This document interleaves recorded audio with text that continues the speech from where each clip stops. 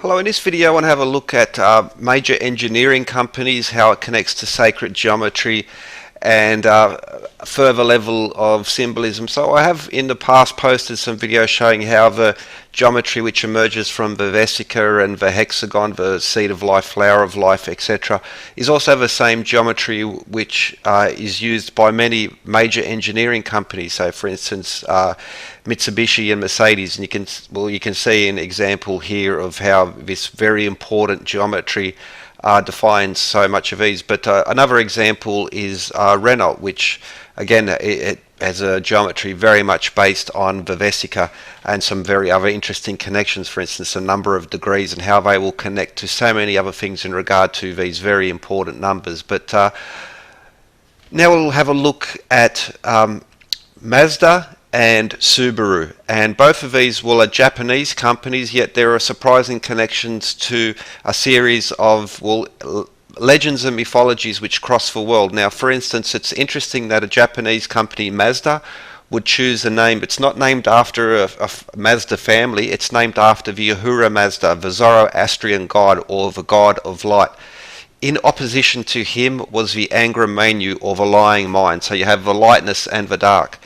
Now the Subaru logo, that's based on the Pleiades. Now in Japanese, Subaru means to unite or coming together.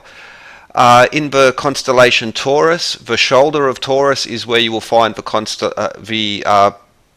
Pleiades, a cluster of stars. Now it was by ancient Greeks it was known, but you actually find that it's very interesting and that it, again, with so much of this particular set of knowledge, it crosses cultures, it crosses the world, and is linked up to some very important astronomical, mythological, and around this same sort of set where we have geometry, very important numbers, mythologies, again sort of connecting and uniting across time and across cultures.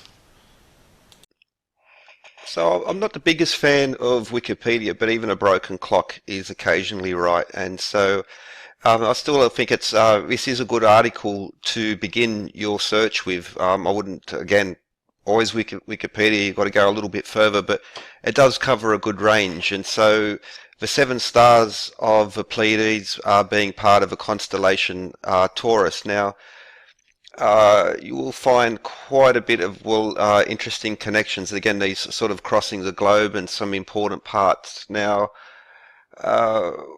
again, it's, please go read this article, and I'll put some links in the description to some other important points, but it's worth pointing. Okay, so we'll begin with Greek mythology and the 7 sisters, the Vikings and Freya's hens, but also, okay, so for instance over here in Kabbalistic tradition, this bronze Venabra disc, which shows the Pleiades, the sun and the moon, some interesting little points, but you'll start to see that there is this theme going on. So for instance, I won't go into them in a video, but if you want to have a look, especially the connection between the Pleiades and important points in the harvest cycle is a nice sort of common link. And again, you'll see the references to the 7, whether it's brothers or sisters, and that's not too much a surprise given the amount of visible stars. But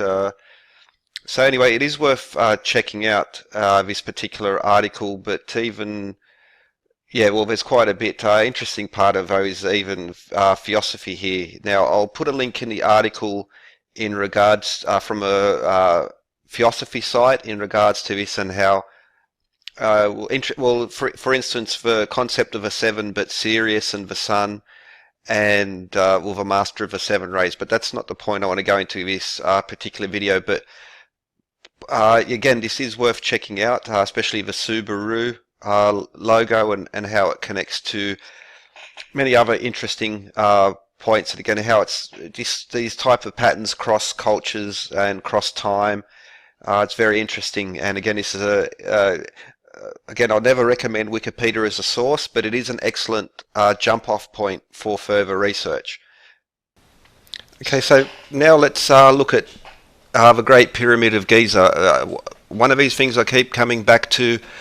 Many other researchers, it's one of these amazing, one of the most amazing places in the entire history of the Earth as a physical building, but there's also many, many layers of very impressive, very important mathematical, astronomical, geometric knowledge hidden inside. So, for instance, the internal shafts, for instance, those leading, pointing from the south, from the so-called King's Chamber, and the so-called Queen's Chamber. Now, that's some good reasons to say so-called, but where do they point to? Well, in the 60s it was found, and as shown that they pointed to Orion's belt and to the star Sirius. So Alnitak especially in Orion's belt, and Sirius in the constellation Canis Major. Orion's belt was the destination, as the pyramid texts have shown, where the pharaohs wanted to go after life, and Sirius Sophis is the star of Isis. Some might claim that that's it's basically become the accepted point as more and more information comes out.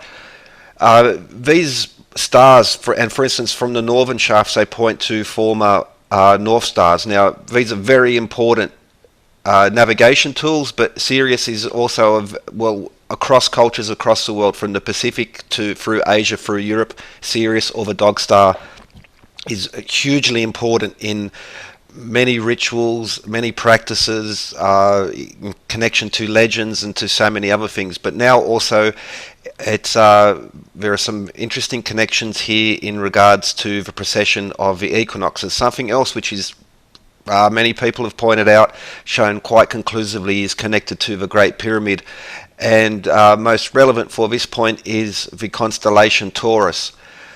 There you see the winged bull. That's a picture from St Andrew's Cathedral here in Sydney, but you could pretty much go to any church, any cathedral, anywhere in the world, and you'll see the four evangelists, or the four gospels, are connected to these four symbols: the angel, the lion, the bull, and the eagle. These represent four important constellations, and not just any old constellation, but the four cardinal points of the zodiac. Each of them divides the zodiac into equal four sections. From here, it's, for instance, Platonic seasons of 6,480 years divides each of these constellations. Now, we're just entering Aquarius, or the angel. Now, for instance, inside St Andrew's Cathedral, you'll also see that same theme repeated in the stained glass, and again across the Christian world, whether it's Chartres, all over the place, you see Jesus in the Vesica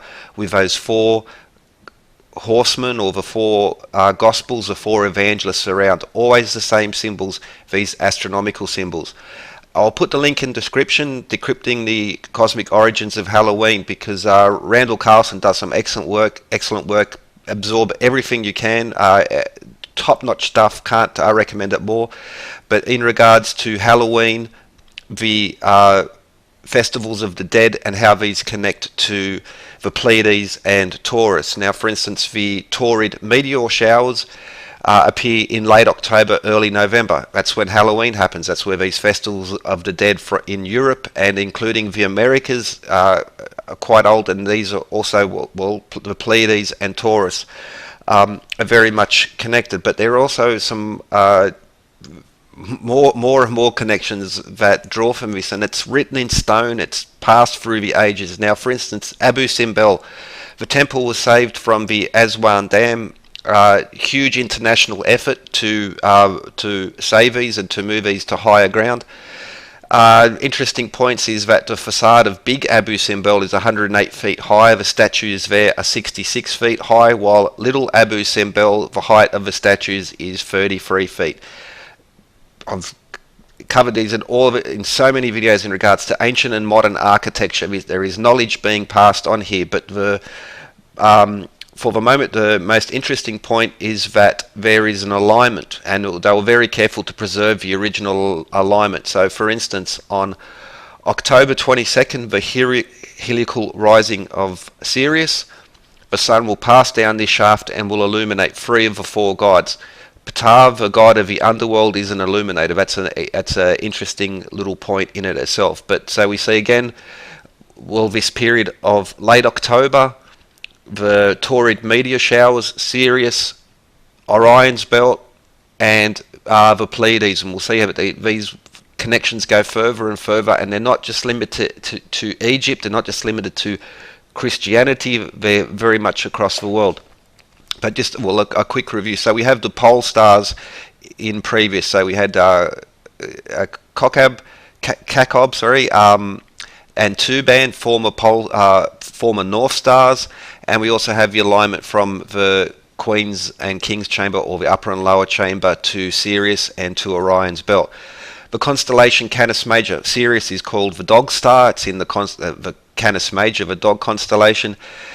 It's the star of Isis. Isis was the mother of Horus, the sun god. Now Horus was born on December 25th, or the solstice. Now this is another very interesting connection which we'll go across. But Orion the hunter, Orion's belt, so much again covered in other parts. I highly recommend anything to do with Randall Carlson, because he will talk about these and so many other points, and to get a further depth, but also background information, rather than I just cover what's already been done by other researchers. So now here we see a constellation chart. Now, apart from Argo and Columba and some very other important references in regards, I've done some videos, but anyway, we have Sirius, Orion's belt, and the Pleiades in Taurus. So we have these three important constellations all bordering on each other. So Taurus, there in the shoulder of Taurus, will be highlighted in a moment. We have the Pleiades, or the seven sisters, as we shall see now.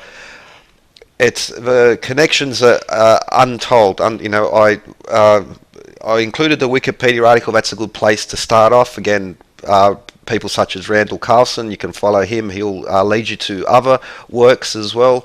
Hamlet's Mill, for example, some other points. But we have Halloween, the Taurids connecting to Sirius, to Orion, but also, again, so you see in Abu Simbel, so at this late October to early November, in this period of the dead. Now, even festivals of dead across the world, even some, again, regarding Carlson or Graham Hancock, you'll also find the importance of the Taurid meteor showers in connection to the ancient cataclysms, and what these meteor showers might be heading into. Again, other people have done some great work on that. No point repeating. Just, you can absorb everything you can in regards to these topics, and again, follow these points. But now, while we're on October the 22nd and the helical rising of Sirius, it's also got to do with the seasons of Egypt, the rise and fall of a flood, and how this connects to cycles of fertility and harvest and agriculture. But there are the antefix, or the palmet. It's a very common decoration going back to ancient times, especially Greco-Roman, but you'll also find it in very important structures, especially in Sydney. I've covered basically anything to do with the Masonic period, but also, so for instance, in Babylonian, Assyrian, you have the griffin eating the palmet. This is as the depiction went through time, it becomes stylized, and now this is also the griffin eating the palmet, but again, it's been stylized. So we have these, but these are very much connected to ancient cycles. Now, for instance, in Winnipeg, we have the Ark of the Covenant there, where we see the palmet decoration.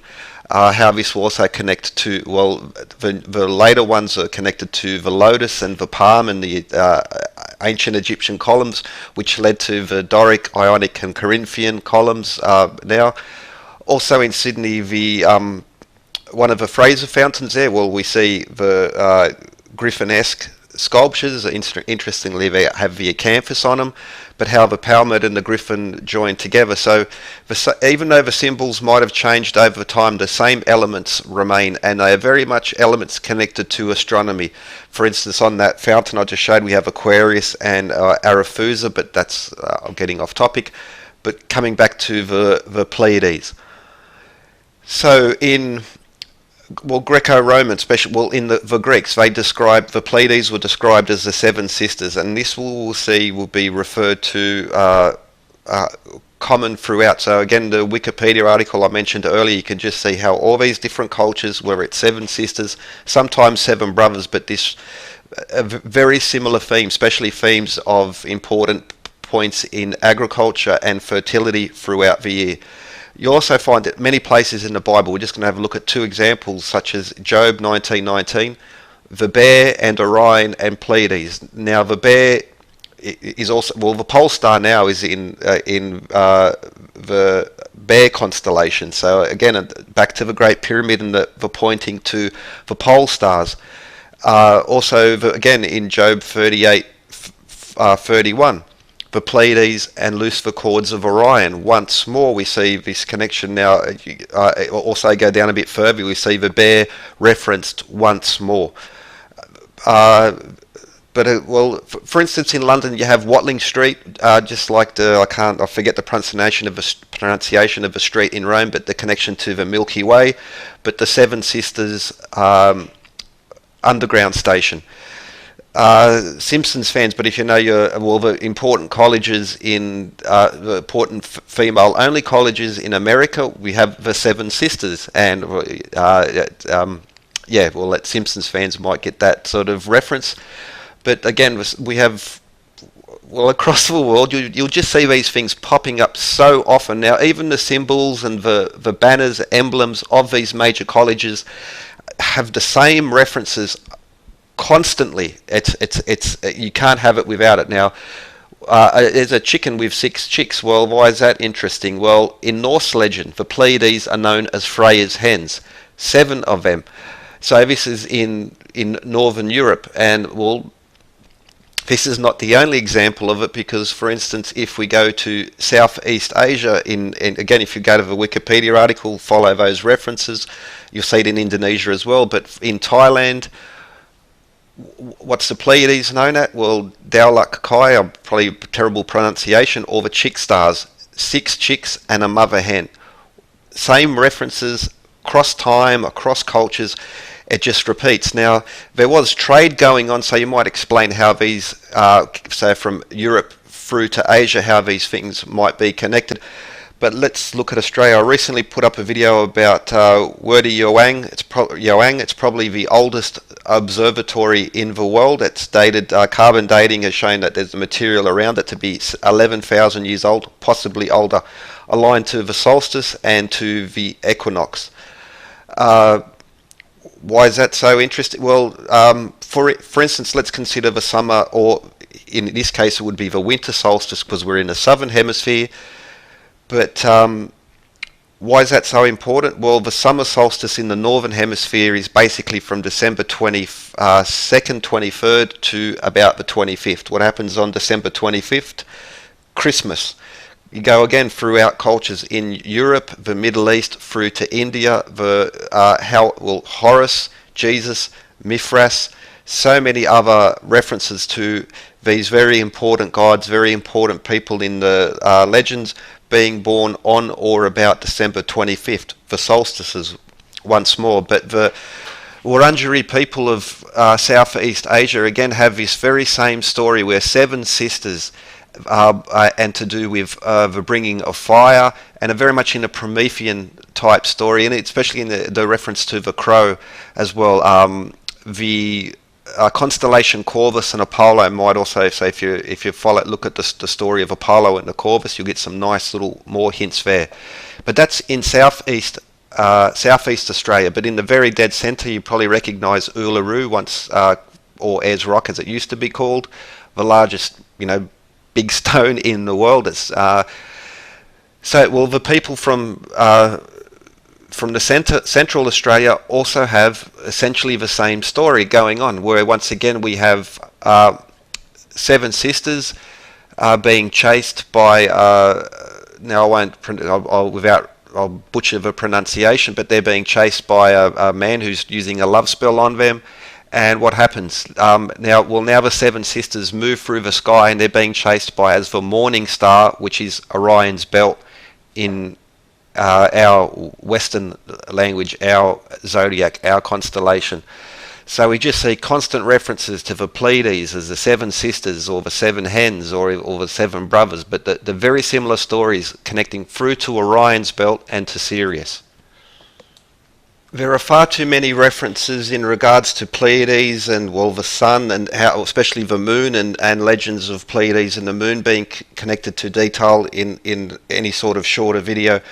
But the Nebra disc, but also the Theosophical Society and their descriptions and the importance of Pleiades there might be of special interest. But now we come back to the jumping off point and how, well, for instance, why these very important, very successful companies always seem to have these very important references in regards to these ancient streams of knowledge and connections. Now, for instance, why Mazda would choose a Zoroastrian god has their symbol, or why SUBARU would use the Pleiades. Now, in Japan, the Pleiades, it was another culture who used these in to unite or to come together.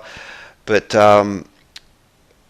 as you've seen with so many other points and how many other companies such as Mitsubishi, Mercedes, Renault, all build themselves around these themes and this very important sacred geometry.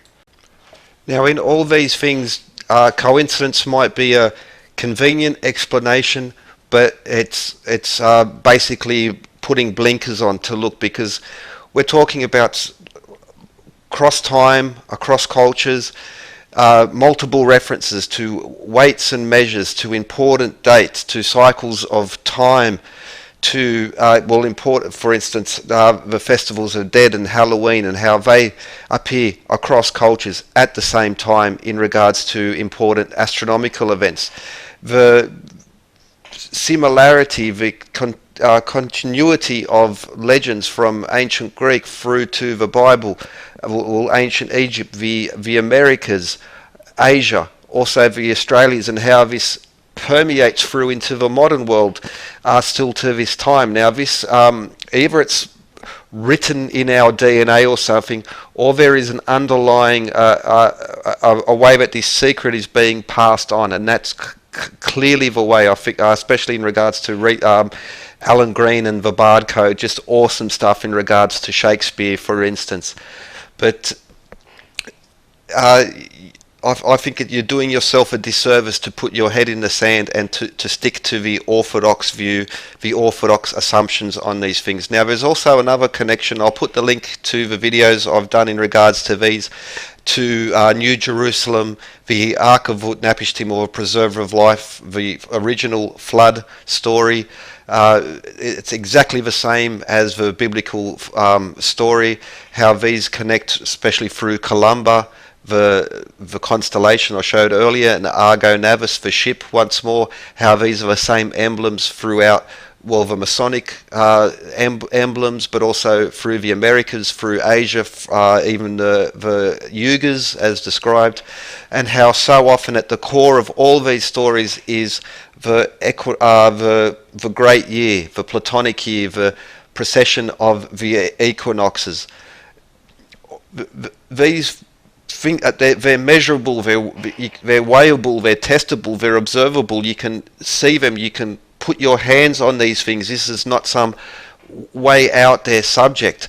It's just the built-in bias. Now, often the alternative view is accused of having a confirmation bias, but that's a double-edged sword. There's also a denial bias that runs through the orthodoxy, but day after day the evidence just keeps mounting that the old view is a flawed one. It's a very biased, it's very blinkered, it's rooted in a deep-seated denial.